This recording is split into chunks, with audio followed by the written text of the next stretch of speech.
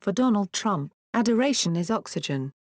So it must have been a good feeling to be sitting there Sunday under the well-lit gaze of Abraham Lincoln, freely opining on his success in fighting coronavirus.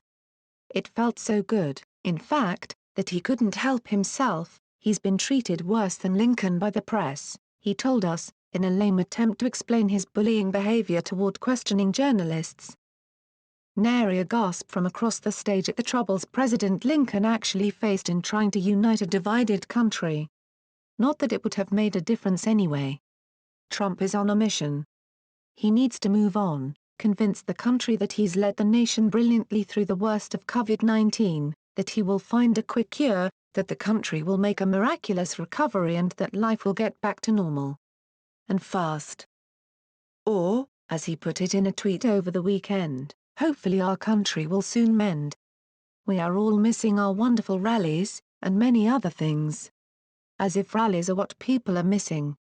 No, rallies are what Trump is missing. Rallies are about bluster before a cheering crowd, not empathy before an anxious and grieving nation. Rallies are about slogans, not briefings by truth-telling doctors and governors warning of potential virus rebounds. Rallies are the opposite of funerals.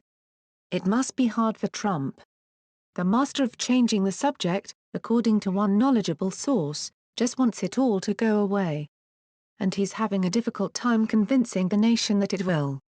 Give him credit, he's working hard at it. For instance, China is the singular culprit here and he will prove it. He was paying attention in late January and saved lives. That still doesn't explain why he downplayed the threat through March. Look at the governors if you want someone to blame. And look at his predecessors. You get the idea. When in trouble, send another rabbit down another hole. It's not a complicated playbook. Trump told us he's the cheerleader, which really means that he wants credit for the good news and no responsibility for bad news.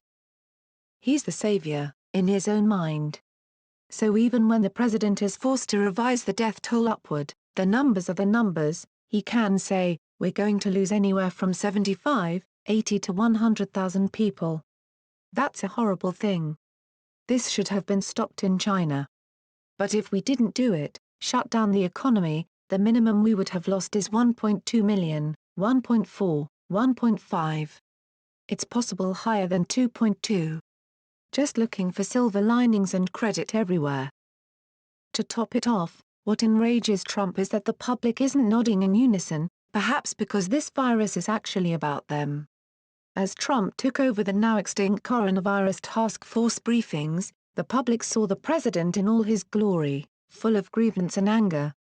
And, according to a recent Pew poll, about 80% of the public now sees him as self-centered. Only 32% as morally upstanding. Maybe it's because, when asked about the families he has spoken to who have lost loved ones, he allowed that he had spoken to 3, maybe I guess 4 families unrelated to me, and that it's a bad death. How touching. Nor does the public feel sorry for the president, who complains constantly about how he has lost his great economy when they have lost their livelihoods, who told the country that 15 cases would turn to 0, or that the weather would kill the virus. Those moments matter and are not easily forgotten. Especially now that the administration itself is forecasting that by early June, some 3,000 people will die every day from the virus, according to documents obtained by the New York Times. Whatever the numbers, this much is true, Donald Trump misses the adoration, the rallies, the crowds. So he pretends things are great when they're not, as if that might soon lead the way towards his happy normal. And when he sits beneath the great Abraham Lincoln, who suffered to unite a divided nation, he of course sees his own dilemma. As the public worries about its own future, not his.